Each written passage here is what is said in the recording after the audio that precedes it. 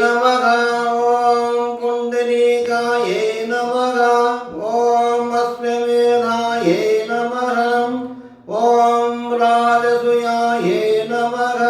ॐ नाभसायै नमः ॐ सुष्टकृते नमः ॐ बहवे नमः ॐ सौवर्णायै नमः ॐ गोसवायै नमः ॐ महाव्रतायै नमः ॐ विश्वजिते नमः ॐ ब्रह्मयज्ञायै नमः ॐ प्रजापत्यै नमः ॐ शिलायवायै नमः ॐ अश्वक्रान्तायै नमः ॐ रथक्रान्तायै नमः